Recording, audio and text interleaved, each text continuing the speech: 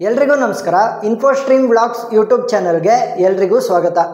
ಈ ವಿಡಿಯೋದಲ್ಲಿ ನಾವು 3 ವೇರಿಯಬಲ್ ಕೆ ಮ್ಯಾಪ್ಸ್ದು ಬೇಸಿಕ್ ಅಂದರೆ ಯಾವ ರೀತಿ ಈಸಿಯಾಗಿ ಟ್ರಿಕ್ನ ಯೂಸ್ ಮಾಡಿಕೊಂಡು ಸಾಲ್ವ್ ಮಾಡಬೇಕು ಅಂತ ಕಂಪ್ಲೀಟಾಗಿ ಹೇಳ್ಕೊಡ್ತೀನಿ.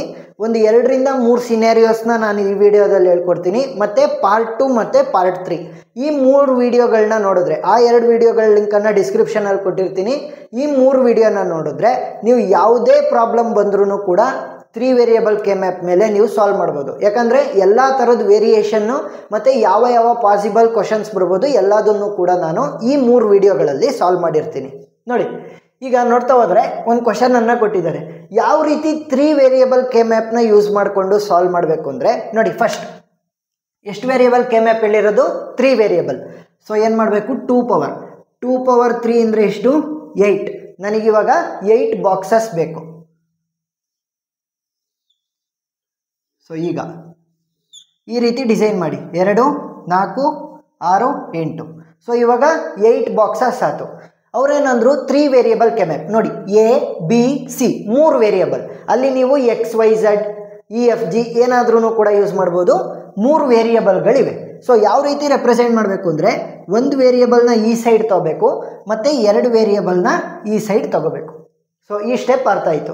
ಈಗ ರಿಯಲ್ ಆಗಿ ಮೊದಲನೇ ಸ್ಟೆಪ್ ಶುರು ಆಗುತ್ತೆ. ಮೊದಲನೇ ಸ್ಟೆಪ್ ಏನು? ಇಂಡೆಕ್ಸ್ ಮಾಡ್ಕೋಬೇಕು, ಇಂಡೆಕ್ಸಿಂಗ್. ಸೊ ಯಾವ ರೀತಿ ಇಂಡೆಕ್ಸಿಂಗನ್ನು ಮಾಡಬೇಕು ಅಂತಂದರೆ, ನೋಡಿ ಇಲ್ಲಿ ಎ ಇದೆ ಅಂದರೆ ಒಂದೇ ಒಂದು ವೇರಿಯಬಲನ್ನು ನಾನು ಈ ಸೈಡ್ ತೊಗೊಂಡಿದ್ದೀನಿ. ಒಂದು ವೇರಿಯಬಲ್ ಇದ್ದರೆ ಪಾಸಿಬಲ್ ಕಾಂಬಿನೇಷನ್ ಆಫ್ ಇನ್ಪುಟ್ಸ್ ಏನಾಗುತ್ತೆ? ಒಂದು 0 ಆಗಿರಬೇಕು, ಇಲ್ಲ 1 ಆಗಿರಬೇಕು. ಯಾಕಂದರೆ ನಾವಿಲ್ಲಿ ಬೈನರಿ ಬಿಟ್ಸನ್ನು ಯೂಸ್ ಮಾಡ್ತೀವಿ. ಸೊ ಒಂದು ಪಾಸಿಬಲ್ ಇನ್ಪುಟ್ ಏನಾಗಿರುತ್ತೆ? 0. ಇನ್ನೊಂದು ಪಾಸಿಬಲ್ ಇನ್ಪುಟ್ ಏನಾಗಿರುತ್ತೆ? 1. ಯಾವಾಗ? ಒಂದೇ ಒಂದು ವೇರಿಯಬಲ್ ಇದ್ದಾಗ. ಈ ಸೈಡ್ ನೋಡಿದ್ರೆ 2 ವೇರಿಯಬಲನ್ನು ತೊಗೊಂಡಿದ್ದೀನಿ. 2 ವೇರಿಯಬಲ್ ತೊಗೊಂಡಾಗ ಪಾಸಿಬಲ್ ಕಾಂಬಿನೇಷನ್ಸ್ ಏನಾಗುತ್ತೆ? 0 0 0 1. ಈಗ ನೆನ್ಪಿಡಿ, 1 0ನ ಇಲ್ಲಿ ಬರೆದು ಕೊನೆಗೆ 1 1ಅನ್ನು ಇಲ್ಲಿ ಬರಿಬೇಕು. ಸೊ ಏನು ಮಾಡಿದೆ ನಾನು? 0 0 0 1. ಇಲ್ಲಿ ಒಂದು ಬ್ಲ್ಯಾಂಕ್ ಸ್ಪೇಸನ್ನು ಬಿಟ್ಟು ಈ ಕಡೆ ಜಂಪ್ ಆದೆ. 1 0 ಬರೆದಾದ್ಮೇಲೆ ಮತ್ತೆ ಈ ಕಡೆ 1 1ಅನ್ನು ಬರೆದೆ. ಸೊ ಇವಾಗ ಇಂಡೆಕ್ಸಿಂಗನ್ನು ಶುರು ಮಾಡಿ. 0 ಇಂದ ಶುರು ಮಾಡಬೇಕು. 0 1. ಸೊ ಇಲ್ಲಿ ಆದಮೇಲೆ ಏನು ಮಾಡಿದೆ? ಈ ಬಾಕ್ಸಿಗೆ ಜಂಪ್ ಆದೆ ಅಲ್ವಾ? ಸೊ 2 ಇಲ್ಲಿ ಬರಿಬೇಕು, ನೆಕ್ಸ್ಟ್ 3 ಇಲ್ಲಿ ಬರಿಬೇಕು. ಅದೇ ರೀತಿ 4 5 6 7. ಈಗ ಇಂಡೆಕ್ಸಿಂಗ್ ಆಯಿತು. ಎರಡನೇ ಸ್ಟೆಪ್ಪಿಗೆ ಹೋಗೋಣ. ಸೊ ಎರಡನೇ ಸ್ಟೆಪ್ಪಲ್ಲಿ ಏನು ಮಾಡಬೇಕು ಅಂದರೆ, ಕ್ವಶನನ್ನು ನೋಡಬೇಕು. ಯಾವ್ಯಾವ ವ್ಯಾಲ್ಯೂಸ್ ಇದೆ? 1 2 5 6. ಯಾವ ಇಂಡೆಕ್ಸಿನ ವ್ಯಾಲ್ಯೂಗಳನ್ನು ಇಲ್ಲಿ ಕೊಟ್ಟಿರ್ತಾರೆ ಅಲ್ಲಿಗೆ 1 ಅಂತ ಹಾಕಬೇಕು. ಯಾವ್ಯಾವ ವ್ಯಾಲ್ಯೂನ ಕೊಟ್ಟಿಲ್ಲ ಅಲ್ಲಿಗೆ 0. ನೋಡಿ, 1ಅನ್ನು ಕೊಟ್ಟಿದ್ದಾರಾ? ಸೊ ಏನು ಮಾಡ್ತೀನಿ? ಅಲ್ಲಿಗೆ 1. 2ನ ಕೊಟ್ಟಿದ್ದಾರಾ? ಅಲ್ಲಿಗೆ 1. 5ಅನ್ನು ಕೊಟ್ಟಿದ್ದಾರಾ? ಅಲ್ಲಿಗೆ 1. 6ಅನ್ನು ಕೊಟ್ಟಿದ್ದಾರಾ? ಅಲ್ಲಿಗೆ 1. ಇನ್ನು ಉಳಿದಿರೋದಕ್ಕೆಲ್ಲ ಏನು ಮಾಡಬೇಕು? 0ನ ಹಾಕಬೇಕು. ಸೊ ಇಷ್ಟಾಯಿತು. ಈಗ ಮೂರನೇ ಸ್ಟೆಪ್ಪಿಗೆ ಹೋಗೋಣ. ಮೂರನೇ ಸ್ಟೆಪ್ ಏನು? ಗ್ರೂಪಿಂಗ್. ಸೊ ಈ ಗ್ರೂಪಿಂಗ್ನ ಯಾವ ರೀತಿ ಮಾಡೋದು? ನೀವೀಗ ಗ್ರೂಪಿಂಗನ್ನು ಮಾಡಬೇಕಾದ್ರೆ ನೀವು 2ರದ್ದು ಒಂದು ಗ್ರೂಪನ್ನು ಮಾಡ್ಬೋದು, 4ಅನ್ನು ಸೇರಿಸಿ ಒಂದು ಗ್ರೂಪನ್ನು ಮಾಡ್ಬೋದು, 8ಅನ್ನು ಸೇರಿಸಿ ಒಂದು ಗ್ರೂಪನ್ನು ಮಾಡ್ಬೋದು. ಅಂದರೆ ಏನು? 2 ಪವರ್ಸಲ್ಲಿ ನೀವು ಗ್ರೂಪಿಂಗನ್ನು ಮಾಡ್ಬೋದು. 2 ಪವರ್ 1 ಅಂದ್ರೇನು? 2. 2 ಪವರ್ 2 ಅಂದ್ರೇನು? 4. 2 ಪವರ್ 3 ಅಂದ್ರೇನು? 8. ಆ ರೀತಿ 2 ಪವರ್ಸಲ್ಲಿ ನೀವು ಗ್ರೂಪಿಂಗನ್ನು ಮಾಡ್ಬೋದು. ಸೊ ಇವಾಗ ನಾವು ಗ್ರೂಪಿಂಗ್ ಮಾಡಬೇಕಾದ್ರೆ 2 ಪಾಯಿಂಟನ್ನು ನೆನ್ಪಿಟ್ಕೋಬೇಕು. ಮೊದಲನೇದು, ಮ್ಯಾಕ್ಸಿಮಮ್ ಮೆಂಬರ್ಸನ್ನು ಒಂದು ಗ್ರೂಪಲ್ಲಿ ಹಾಕೋದಕ್ಕೆ ಟ್ರೈ ಮಾಡಬೇಕು. Maximum members. ಅದ್ರ ಜೊತೆ ನಾವೇನು ಮಾಡಬೇಕು ಅಂತಂದರೆ, minimum number of groups. Minimum number of groups. So ನಮ್ಮ ಗೋಲ್ ಏನಾಗಿರಬೇಕು? ಗ್ರೂಪಿಂಗ್ ಮಾಡಬೇಕಾದ್ರೆ ಗ್ರೂಪ್ಗಳ ಸಂಖ್ಯೆ ಕಡಿಮೆ ಇರಬೇಕು, ಆದರೆ ಗ್ರೂಪಿನ ಸೈಜ್ ದೊಡ್ಡದಾಗಿರ್ಬೇಕು. ಅಂದರೆ ಆ ಗ್ರೂಪ್ ಒಳಗಡೆ ಜಾಸ್ತಿ ಜನನ, ಅಂದರೆ ಜಾಸ್ತಿ ಮೆಂಬರ್ಸನ್ನು ಆ್ಯಡ್ ಮಾಡೋದಕ್ಕೆ ಟ್ರೈ ಮಾಡಬೇಕು, ಆದರೆ ಗ್ರೂಪ್ಗಳ ಸಂಖ್ಯೆ ಕಡಿಮೆ ಇರಬೇಕು. ಆ ರೀತಿ ನಾವು ಮೇಂಟೈನ್ ಮಾಡ್ತಾ ಹೋಗ್ತೀವಿ. ನೋಡಿ, ಇಲ್ಲಿ ಏನಾಗಿದೆ? 1 ಇದೆ 1 ಇದೆ. ನಾವು ಗ್ರೂಪಿಂಗ್ ಯಾವ ರೀತಿ ಮಾಡ್ಬೋದು ಅಂದರೆ, ಮೇಲ್ಗಡೆ ಇರೋರ ಜೊತೆ ಗ್ರೂಪ್ ಮಾಡ್ಬೋದು, ಬಲಗಡೆ ಇರೋರ ಜೊತೆ ಗ್ರೂಪ್ ಮಾಡ್ಬೋದು, ಎಡಗಡೆ ಇರೋರ ಜೊತೆ, ಕೆಳಗಡೆ ಇರೋರ ಜೊತೆ. ಅಂದರೆ ಏನು? ಅಡ್ಜಸೆಂಟಾಗಿ ಯಾರ್ಯಾರು ಇರ್ತಾರೆ ಅವ್ರನ್ನ ನಾನು ಗ್ರೂಪ್ ಮಾಡ್ಬೋದು. ಆದರೆ ಡಯಾಗ್ನಲಲ್ಲಿದ್ದರೆ ಈ ರೀತಿ, ಅಥವಾ ಈ ರೀತಿ ಡಯಾಗ್ನಲ್, ಇಲ್ಲಿ ಇಲ್ಲಿ ಇಲ್ಲಿ ಇಲ್ಲಿ ಆ ರೀತಿ ಇದ್ದರೆ ನಾನು ಗ್ರೂಪನ್ನು ಮಾಡೋದಕ್ಕೆ ಆಗೋದಿಲ್ಲ. ಸೊ ಇದನ್ನು ನೆನ್ಪಿಟ್ಕೊಳ್ಳಿ. ಡಯಾಗ್ನಲಲ್ಲಿದ್ದರೆ ನೀವು ಗ್ರೂಪಿಂಗನ್ನು ಮಾಡೋದಕ್ಕಾಗಲ್ಲ, ಕೇವಲ ಅಡ್ಜಸೆಂಟಲ್ಲಿ ಇರಬೇಕು. ಸೊ ಇಷ್ಟು ಅರ್ಥ ಆಯಿತು. ಈಗ ನೋಡಿದ್ರೆ ನಾನು ಯಾವ ರೀತಿ ಇದನ್ನು ಗ್ರೂಪ್ ಮಾಡ್ಬೋದು ಅಂತಂದರೆ ನೋಡಿ, ಇವೆರಡನ್ನು ಸೇರಿಸಿ ಒಂದು ಗ್ರೂಪನ್ನು ಮಾಡ್ಬೋದು, ಇವೆರಡನ್ನು ಸೇರಿಸಿ ಒಂದು ಗ್ರೂಪನ್ನು ಮಾಡ್ಬೋದು.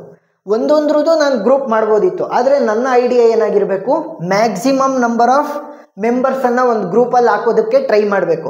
ನೋಡಿ, ಈ ರೀತಿ ಡೈರೆಕ್ಟಾಗಿ 0 ಸುತ್ತಂಗಿಲ್ಲ, ಅಂದರೆ ಇದಷ್ಟು ಸೇರಿಸಿ ಒಂದು ಗ್ರೂಪ್ ಮಾಡೋಂಗಿಲ್ಲ. ಯಾಕೆ, ಇಲ್ಲಿ ಝೀರೋಸ್ ಇದೆ, ಎಲ್ಲೆಲ್ಲಿ 1 ಇದೆ ಅದನ್ನು ಮಾತ್ರ ಗ್ರೂಪ್ ಮಾಡಬೇಕು. ಸೊ ಇವಾಗ ಏನಾಯಿತು, 2 ಗ್ರೂಪನ್ನು ಫಾರ್ಮೇಷನ್ ಮಾಡಿದ್ದೀನಿ. ಏನು ಮಾಡಿದೆ ನಾನು, minimum number of groups, maximum number of members, ಇವೆರಡನ್ನು ಸೇರಿಸಿ ಒಂದು ಗ್ರೂಪ್ ಮಾಡಿದೆ, ಇವೆರಡನ್ನು ಸೇರಿಸಿ ಒಂದು ಗ್ರೂಪ್ ಮಾಡಿದೆ. ಬೇರೆ ಪಾಸಿಬಲ್ ಕಾಂಬಿನೇಷನ್ ಇಲ್ಲ. ಸೊ ಇವಾಗ ಟ್ರಿಕ್ಕನ್ನು ಯೂಸ್ ಮಾಡಿಕೊಂಡು ಯಾವ ರೀತಿ 4ನೇ ಸ್ಟೆಪ್ ಏನು, ಈಕ್ವೇಷನನ್ನು ಬರಿಬೇಕು. ಸೊ ಈಸಿ ಸ್ಟೆಪ್ಪಲ್ಲಿ ಯಾವ ರೀತಿ ಈಕ್ವೇಷನ್ಸನ್ನು ಬರಿತೀನಿ ಅಂತಂದರೆ ನೋಡಿ, ಫಸ್ಟ್ ಏನು ಮಾಡಿ, 3 ವೇರಿಯೇಬಲ್ ಕೆಮ್ಯಾಪಲ್ಲಿ ಎಡಗಡೆ ಸೈಡ್ ನೋಡಿ, ಒಂದೊಂದೇ ಗ್ರೂಪನ್ನು ತಗೋಬೇಕು. ಇವಾಗ ಈ ಗ್ರೂಪನ್ನು ನಾನು ಕನ್ಸಿಡರ್ ಮಾಡ್ಕೊತೀನಿ. ಇಲ್ಲಿ 1 ಇದೆ, ಇಲ್ಲಿ 1 ಇದೆ, ಮೊದಲನೇ ಇಂಡೆಕ್ಸ್, 5ನೇ ಇಂಡೆಕ್ಸ್. ಈಗ ಎಡಗಡೆ ಸೈಡ್ ನೋಡಿದಾಗ ಒಂದೇ ಒಂದು ವೇರಿಯೇಬಲ್ ಇರೋದು, ಯಾವುದು, ಎ. 1ನೇ ಇಂಡೆಕ್ಸ್ ಮತ್ತು 5ನೇ ಇಂಡೆಕ್ಸಿಗೆ ಕಂಪೇರ್ ಮಾಡಿದ್ರೆ 1ನೇ ಇಂಡೆಕ್ಸಿಗೆ ಎ ವ್ಯಾಲ್ಯೂ 0 ಇದೆ, 5ನೇ ಇಂಡೆಕ್ಸಿಗೆ ಎ ವ್ಯಾಲ್ಯೂ ಏನಿದೆ, 1 ಇದೆ. ಕಾನ್ಸ್ಟೆಂಟ್ ಇದೆಯಾ, ಇಲ್ಲ. ಕಾನ್ಸ್ಟೆಂಟ್ ಇಲ್ಲ ಅಂತಂದರೆ ಅದನ್ನು ಬರಿಬಾರ್ದು. ಕಾನ್ಸ್ಟೆಂಟ್ ಇರೋದನ್ನು ಮಾತ್ರ ನಾನು ಬರಿತೀನಿ ಹೊರತು ಕಾನ್ಸ್ಟೆಂಟ್ ಇಲ್ದಲೇ ಇರೋದನ್ನು ಬರೆಯಲ್ಲ. ಈಗ ನೆಕ್ಸ್ಟ್ ಇವಾಗ ಏನು ಮಾಡ್ತೀನಿ, ಬಿ ಮತ್ತು ಸಿ ವ್ಯಾಲ್ಯೂನ ನೋಡ್ತೀನಿ. ಇದು ಬಿ ವ್ಯಾಲ್ಯೂ, ಇದು ಸಿ ವ್ಯಾಲ್ಯೂ. 1ನೇ ಇಂಡೆಕ್ಸ್, 5ನೇ ಇಂಡೆಕ್ಸ್ ಎರಡಕ್ಕೂ ಕೂಡ ಬಿ ವ್ಯಾಲ್ಯೂ 0, ಸಿ ವ್ಯಾಲ್ಯೂ 1 ಇದೆ. ಅಂದರೆ ನಾನೇನು ಮಾಡ್ಬೋದು, ಬಿ ಮತ್ತು ಸಿಯನ್ನು ಬರಿಬೋದು. ಆದರೆ ಬಿ ವ್ಯಾಲ್ಯೂ 0 ಇದೆ, ಸಿ ವ್ಯಾಲ್ಯೂ 1 ಇದೆ. ಸೊ ಏನು ಮಾಡಬೇಕು, ಬಿ ಬಾರ್ ಸಿ, ಯಾವುದ್ರದ್ದು ವ್ಯಾಲ್ಯೂ 0 ಇರುತ್ತೆ ಅದಕ್ಕೆ ಬಾರ್ನ ಹಾಕಬೇಕು. ಸೊ ಬಿ ಬಾರ್ ಸಿ ಇದ್ರದ್ದು ಒಂದ್ರದ್ದಾಯಿತು. ನೆಕ್ಸ್ಟ್ 2ನೇ ಗ್ರೂಪಿಂದನ್ನು ಮಾಡಬೇಕಾದ್ರೆ ಆ್ಯಡ್ ಮಾಡಬೇಕು, ಪ್ಲಸ್ ಅಂತ ಹಾಕಬೇಕು. ಈಗ ಈ ಒಂದು ಗ್ರೂಪನ್ನು ಕನ್ಸಿಡರ್ ಮಾಡಿದಾಗ ಫಸ್ಟು 2ನೇ ಇಂಡೆಕ್ಸ್, 6ನೇ ಇಂಡೆಕ್ಸ್ ಎಡಗಡೆ ಸೈಡನ್ನು ನೋಡಿ, ವ್ಯಾಲ್ಯೂ ಆಫ್ ಎ ಏನಾಗಿದೆ, 0 ಇದೆ. ಈ 2ನೇ ಇಂಡೆಕ್ಸಿಗೆ, 6ನೇ ಇಂಡೆಕ್ಸಿಗೆ 1 ಇದೆ, ಅಂದರೆ ವೇರಿ ಆಗ್ತಾ ಇದೆ. ಸೊ ವೇರಿ ಆಗ್ಬೇಕಾದ್ರೆ ಏನು ಮಾಡಬೇಕು, ಅದನ್ನು ಬರಿಬಾರ್ದು. ನೆಕ್ಸ್ಟ್ ಬಿ ಮತ್ತು ಸಿ ವ್ಯಾಲ್ಯೂ ನೋಡಿ, ಬಿ ವ್ಯಾಲ್ಯೂ 1, ಸಿ ವ್ಯಾಲ್ಯೂ 0.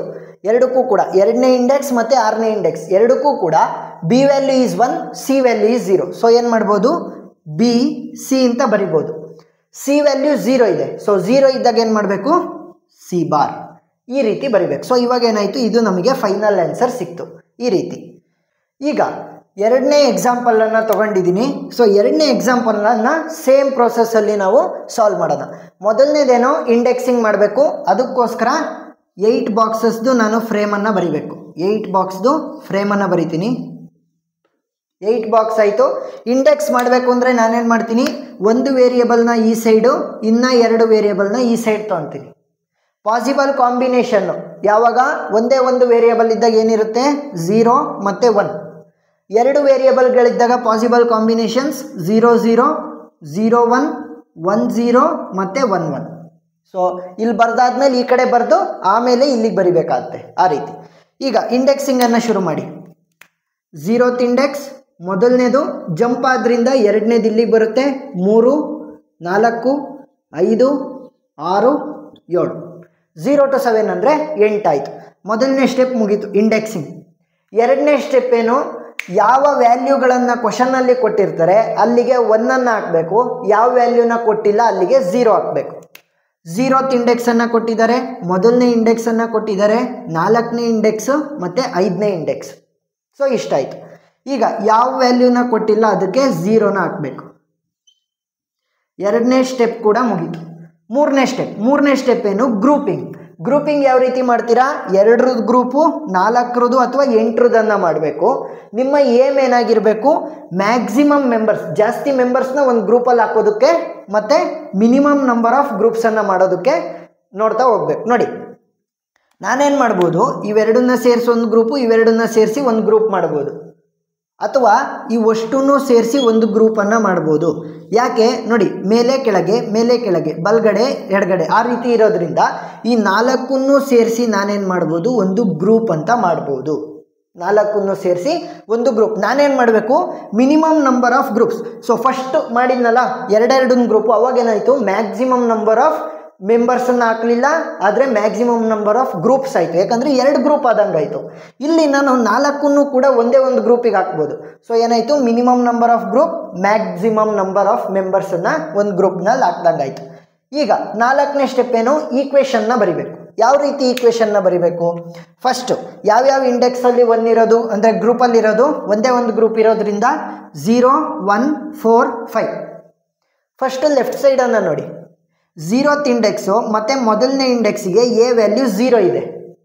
4ನೇ ಇಂಡೆಕ್ಸು ಮತ್ತು 5ನೇ ಇಂಡೆಕ್ಸಿಗೆ ಎ ವ್ಯಾಲ್ಯೂ 1 ಇದೆ. ಏನಾಗ್ತಾ ಇದೆ, ಎ ವ್ಯಾಲ್ಯೂ ವೇರಿ ಆಗ್ತಾ ಇದೆ, ಕಾನ್ಸ್ಟೆಂಟ್ ಇಲ್ಲ. ಸೊ ಕಾನ್ಸ್ಟೆಂಟ್ ಇಲ್ಲ ಅಂತಂದರೆ ಎ ಅನ್ನು ನಮ್ಮ ಈಕ್ವೇಷನ್ನಲ್ಲಿ ಬರಿಬಾರ್ದು. ನೆಕ್ಸ್ಟ್ ಮೇಲ್ಗಡೆ ಬಿ ಮತ್ತು ಸಿ ವ್ಯಾಲ್ಯೂನ ನೋಡ್ತಾ ಹೋಗ್ತೀನಿ. ಇದು ಬಿ ವ್ಯಾಲ್ಯೂ, ಇದು ಸಿ ವ್ಯಾಲ್ಯೂ, ಇದು ಬಿ ವ್ಯಾಲ್ಯೂ, ಇದು ಸಿ ವ್ಯಾಲ್ಯೂ. ಆ ರೀತಿ ಇಂಡೆಕ್ಸ್ 0 ಮತ್ತು 4ಗೆ ಬಿ ವ್ಯಾಲ್ಯೂ 0, ಸಿ ವ್ಯಾಲ್ಯೂ 0.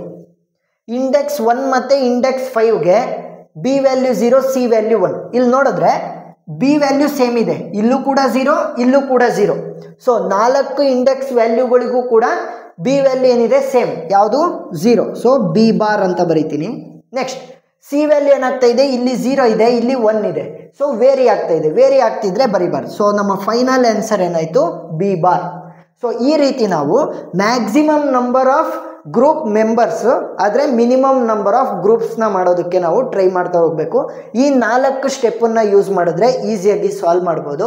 ಇನ್ನೂ 2 ವೀಡಿಯೋಗಳ ಲಿಂಕನ್ನು ನಾನು ಡಿಸ್ಕ್ರಿಪ್ಷನ್ನಲ್ಲಿ ಕೊಟ್ಟಿರ್ತೀನಿ. ಆಲ್ರೆಡಿ ಅಪ್ಲೋಡ್ ಆಗಿದೆ ಆ ವಿಡಿಯೋಗಳು.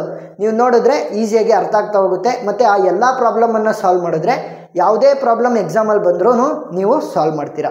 ವಿಡಿಯೋ ಇಷ್ಟ ಆಗಿದ್ದರೆ ಲೈಕ್ ಮಾಡಿ, ಶೇರ್ ಮಾಡಿ, ಸಬ್ಸ್ಕ್ರೈಬ್ ಮಾಡಿ. ನಿಮ್ಮ ಸಪೋರ್ಟ್ ಕೂಡ, ನಿಮ್ಮ ಒಂದು ಸಪೋರ್ಟ್ ನಮಗೆ ಇನ್ನೂ ಜಾಸ್ತಿ ಇಂಜಿನಿಯರಿಂಗ್ ವಿಡಿಯೋಗಳನ್ನ ಮಾಡೋದಕ್ಕೆ ಮೋಟಿವೇಟ್ ಮಾಡ್ತಾ ಹೋಗುತ್ತೆ. Thank you.